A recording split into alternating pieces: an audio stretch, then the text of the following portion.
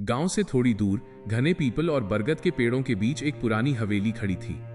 टूटी हुई खिड़कियां, झूलता हुआ जंग लगा गेट और दीवारों पर चढ़ी काई हवेली को देखकर ही रोंगटे खड़े हो जाते थे। लोग कहते थे कि वहां रात को अजीब आवाजें आती हैं, किसी के रोने की, किसी के कदमों की और कभी कभी धीमी फुसफुसाहट की। गांव के ज्यादातर लोग उस रास्ते से गुजरना भी पसंद नहीं करते थे। लेकिन एक दिन शहर से आया एक युवक अमन उस हवेली के बारे में सुनकर उत्सुक हो गया। वो इन सब बातों को अंधविश्वास मानता था। भूत वूत कुछ नहीं होता, उसने हंसते हुए कहा। मैं आज रात वहीं रुकूंगा। गांव वालों ने उसे बहुत समझाया पर अमन नहीं माना। रात के करीब 10 बजे हाथ में टॉर्च और बैग लेकर वो हवेली के अंदर चला गया। अंदर घुप अंधेरा था, हवा के साथ दरवाजे चरमराते थे। छत से झूलते जाले उसके चेहरे को छूते तो वो थोड़ा सहम जाता। अचानक ऊपर की मंजिल से किसी के चलने की आवाज आई।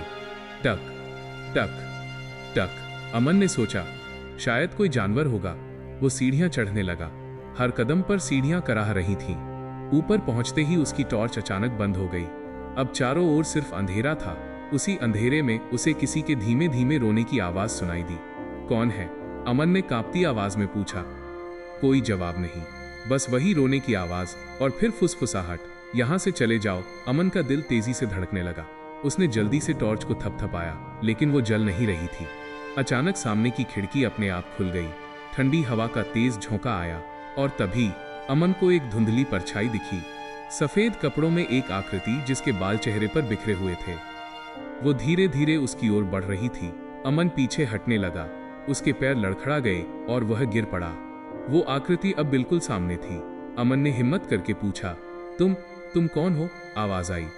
मैं इस हवेली की बेटी हूं, जिसने यहां विश्वासघात सहा। धीरे धीरे पूरी कहानी सामने आई। सालों पहले इस हवेली में एक अमीर जमींदार रहता था।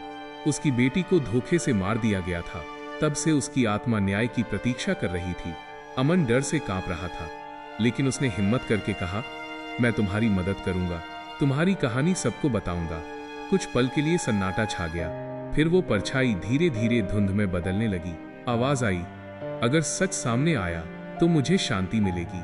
अचानक टॉर्च फिर से जल उठी। कमरा खाली था। अगली सुबह गांव वाले हवेली के बाहर इकट्ठा हुए। अमन बाहर आया। चेहरा पीला था, लेकिन आंखों में डर की जगह दृढ़ता थी। उसने पूरी कहानी गांव वालों को बताई। गांव के बुजुर्गों ने पुराने कागजात खंगाले। सच में सालों पहले एक रहस्यमयी मौत का मामला दबा दिया गया था। आखिरकार उस अन्याय की सच्चाई सबके सामने आई। उस दिन के बाद हवेली से कभी कोई रोने या फुसफुसाने की आवाज नहीं आई। लेकिन आज भी अगर कोई आधी रात को उस रास्ते से गुजरता है तो उसे हवेली की खिड़की में एक हल्की सी रोशनी दिखती है, जैसे कोई मुस्कुराकर कह रहा हो, सच से कभी मत डरना।